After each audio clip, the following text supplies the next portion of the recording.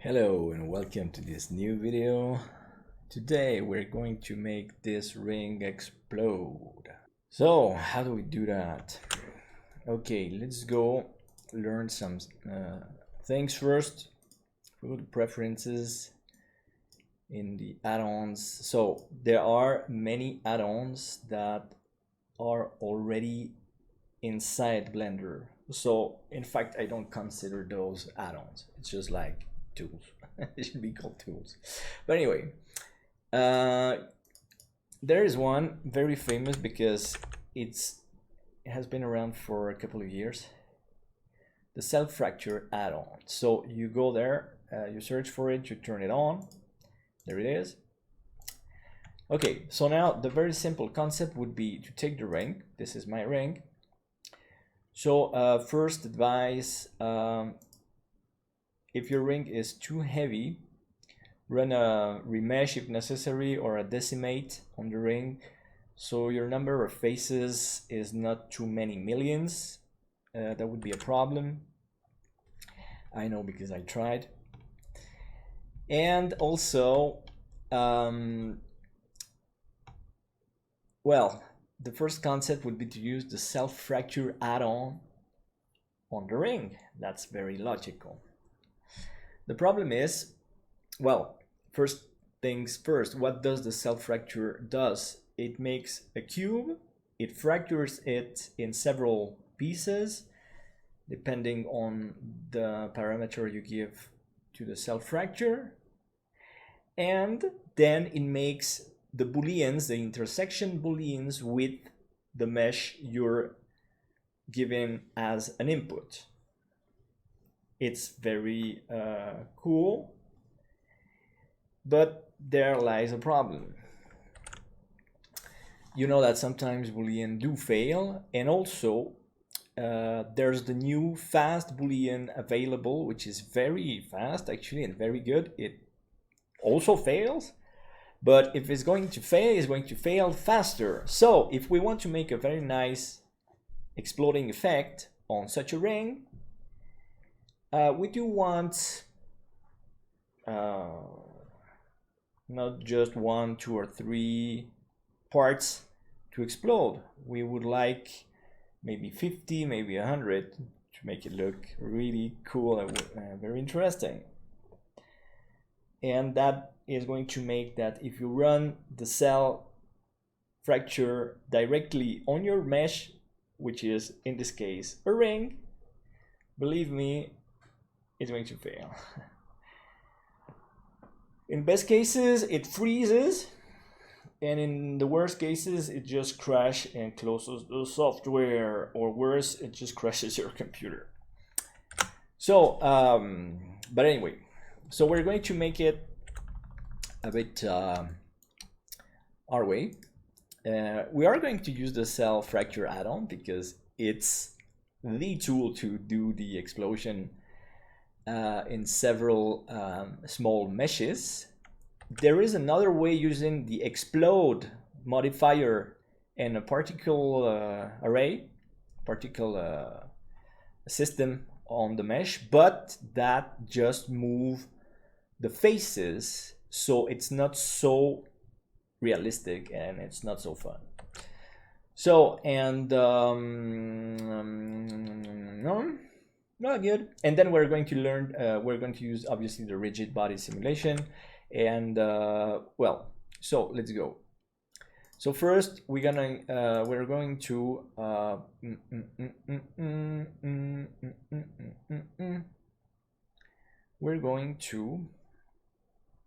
yes, we're going to add a cube. I already have it.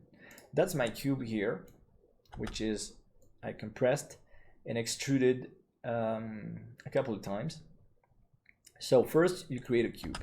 So if you don't have the cube like that, well, let's go, you just create a mesh, you create a cube. You can use the default cube, obviously. You don't always have to suppress the default cube. Okay, so let's go and create a cube. But it's better if the cube is narrowed down to the volume of your mesh, and so that's why I'm doing this. Then it's better if it's Okay, set this. Here we are. Okay, Control A, scale. Okay, we're good. So we have this cube, but we're going to let's remove this face. No, sorry. Let's remove it totally. Vertices. Okay, now we're going to subdivide this a couple of times. The more you subdivide it, the more little pieces you're going to have during the exploding effect. Okay, now we're going to go to the side view, extrude, and same here. The more you subdivide it, and I'm not making exactly the same sizes for all the extrusions, and that's why I'm making it manually again instead of running the extrusion just once and subdividing the cube. Okay, so that's what we have now. We have this. Okay, so what we're going to do is that we're going to run, we go here to quick effects, and there is the self fracture add-on. So we run it here. Now, the only thing you may want to change is if you want small pieces, big pieces, or random sizes. I'm going to go with small, which is the default value, and then the amount of divisions. So normally we have 100. I think it's a bit too much, and especially for just to show you guys how to make the effect work. So I'm going to go with 70, and you just hit OK. Now we can see the software subdividing the cube, and it's done. When the effect runs on a cube, and you know what? Let's just make it was a bit too small. It's very fast, and we have then all the 70 cells divided, and that's what the add-on makes. It works very well when it's on a cube. It's very fast, and that's what we have. But now we just have 70 pieces of a cube. That doesn't make our ring explode. But there's something very simple we can do. We're going to take the first, okay, the original cube, we're going to hide it. We don't need to erase it. Okay, now we're going to take the first or the last, take the first one or the last one, you can see why. And we're going to go to the modifiers. Here we are. Ah, great. Okay, and at once I'm going to remove the cube from rendering, obviously. Here we are. Okay, very nice. So we go to the modifiers. Now we turn the Boolean modifier, as always, the good old Boolean modifier, but we use the fast solver, and the object is your ring, and it's obviously the intersect. So we have this. So now, well, every cell needs the Boolean modifier applied to it. There's a very easy way to copy modifiers, and this goes like this. And this is why we don't even need to use the self fracture add-on directly on the ring. You can see, and because generally at least one of the cells, one of the Boolean is going to fail, almost always. And if it fails during the add-on working on your ring using the exact Boolean, which is a lot slower, it's going to freeze your computer. So now that we have all that, we take, with the shift key, you take all the first guys, but not the one that has the modifier. Now with the control key, you just select the last one, and you can see that it's bright orange. Now we're going to do a control L, and here we're going to make links modifiers. Now the computer is calculating all the modifiers, is applying, there you go. it's done. And actually none of them failed. And that's exactly what the cell fracture add-on would try to do if applied directly to the ring. But believe me, avoid running the cell fracture add-on on such a mesh, because yeah, you can try. You can see. If you don't believe me, just go ahead and try. So now we have all these pieces. It's pretty nice, but and it was very fast, very fast. So what I'm going to do, I'm going to erase them all, because what I want to do is that I'd like to, well, first let's make this guy a bit bigger. Sorry, 1x here. I'm going to do it again, but I want more subdivisions. So I went to edit mode, subdivided once more, this time automatically, and I'm going to run again because I want more small pieces of the ring because it's funnier. So now we go to cell fracture. I'm going to put 120 and let's go with OK. It's pretty cool how we can see the system run the subdivisions, the cell fractures. There you go. Now let's hide the original cube again. To the first one, let's go to Boolean, fast Boolean on your object. And first intersection, it's better because it's not, no, not on the cube, remeshed on the ring. There you go. Now again, we go to the very last one. Here with the shift key, we go to the second one there. Now control key and control L and modifiers. Dum, dum, dum, dum, dum, dum, dum. There it goes.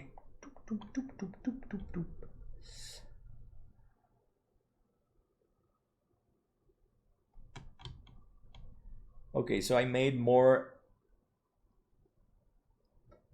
Yeah, we have more, and it's going to be nicer. Okay, so now we have all these guys. Everybody's selected. We need to apply, just do an Alt-C on all the cells. Obviously the system, the computer is going to calculate, so here we go. It's I just did Alt-C to get the meshes from all the cells. Because if you don't apply the Boolean, it's going to be a huge mess and it just won't work. So what might fail when the Boolean fails, what you're gonna get is that one of the cells is going to stay as a block and you're going to see it on the screen. And it's not too hard to make it right or to correct it, but also it's not so easy. So I won't be showing that on video because it's not so much fun.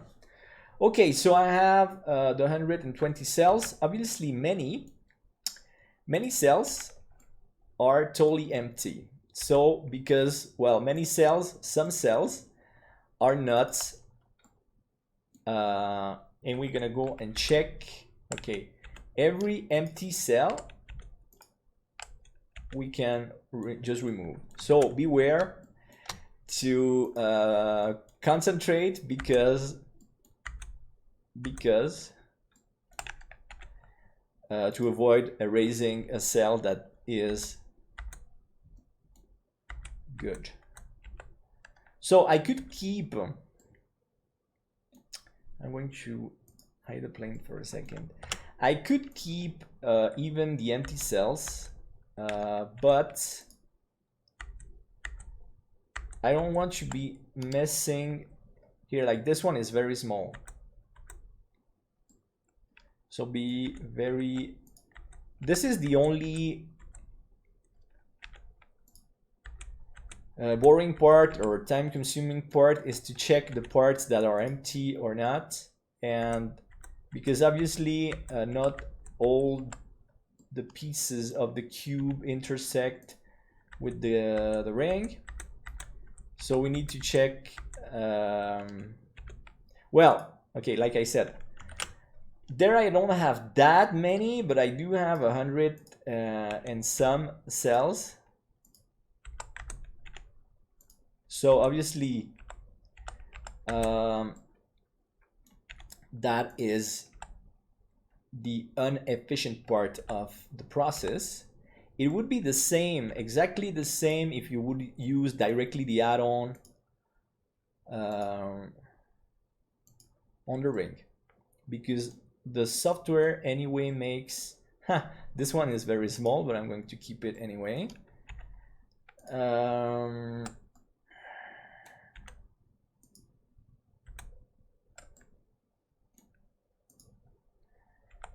So what you could do to avoid this is simply don't do it. You can keep all the empty cells. But my guess, and that's why, and I don't want to try it because I don't like trying things that very shortly are going to be messy, is that when running the rigid body simulation, if you have empty cells, it might very well create some problems. Okay, so I'm going to create a clean scene. Let's say, as always, wait a second there. Okay, because well, making it clean is part of the job. I would say yes, it's part of the job. Okay, so we need to check each part by part. If you like doing messy scenes, messy modeling, you can go and just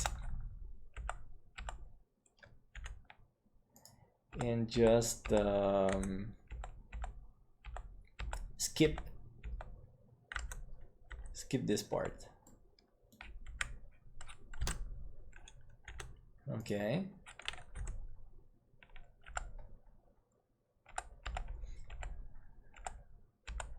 But it's pretty easy.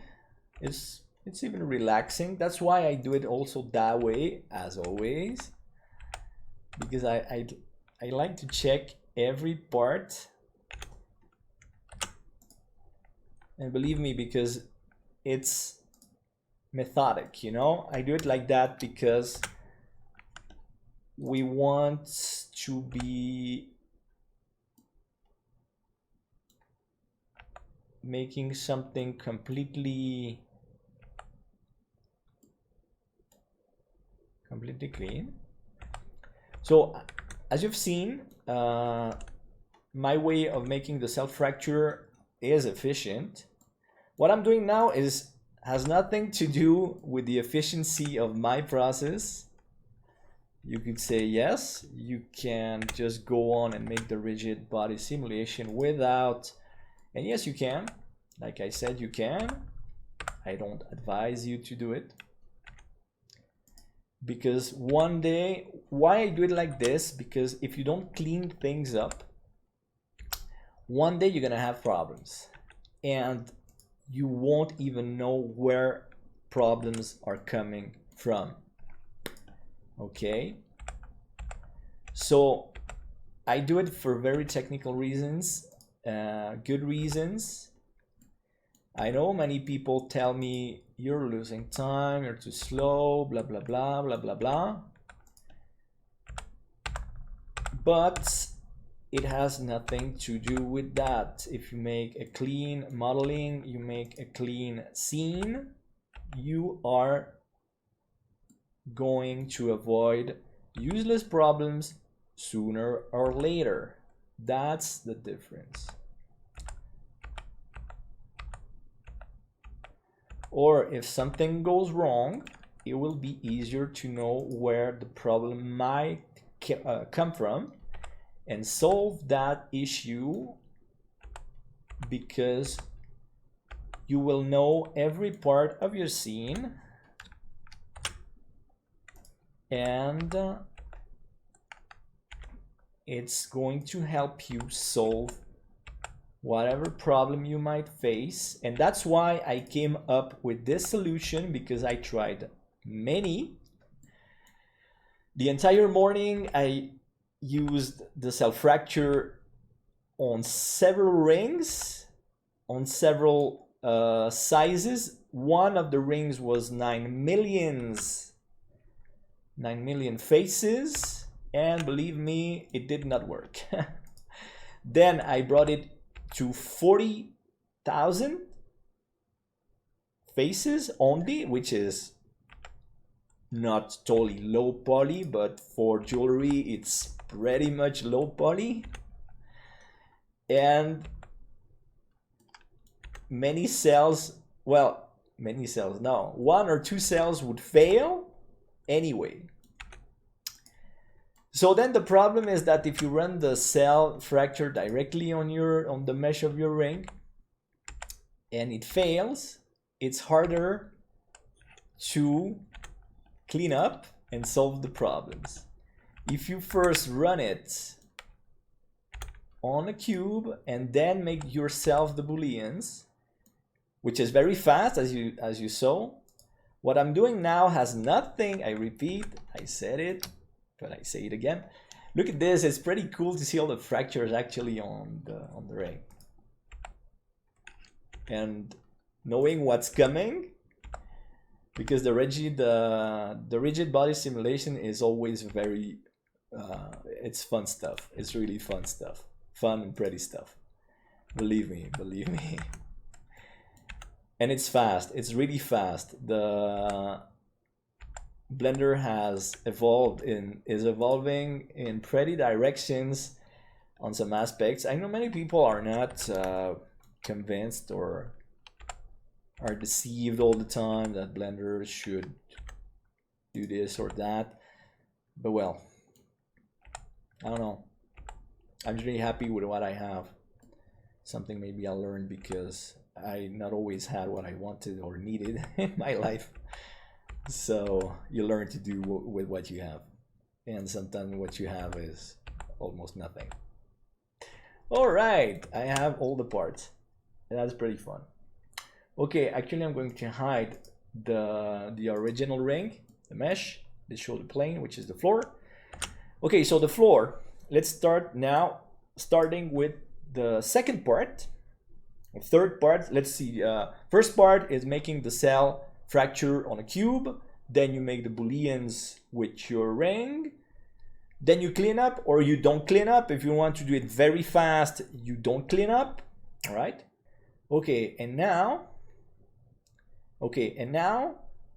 step 4 or 3, depending if you cleaned up or not, but we can get there in a couple of minutes.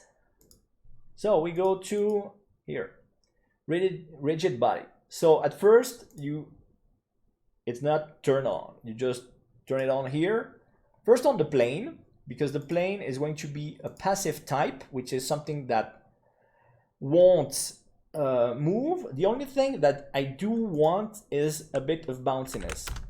Let's put 1. We can check that later. Then it's going to be very similar to what we did before. We go to the first cell, we turn on the rigid body.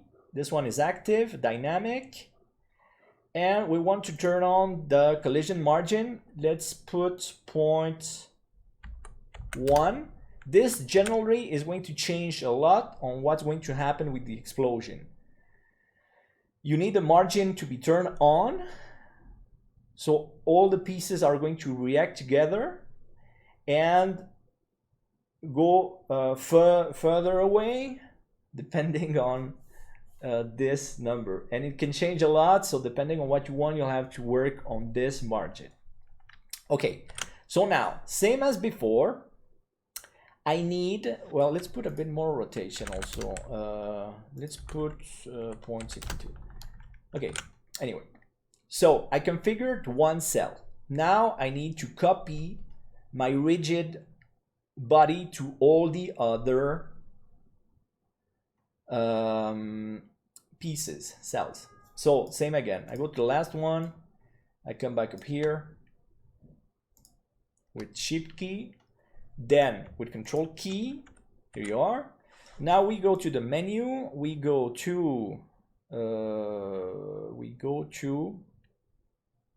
rigid body, and there's a very nice feature because you're going to put copy from active. Here we go. And now, well, nothing happens, but because this is an animation and we need to go to frame 1 and hit the space bar and boom.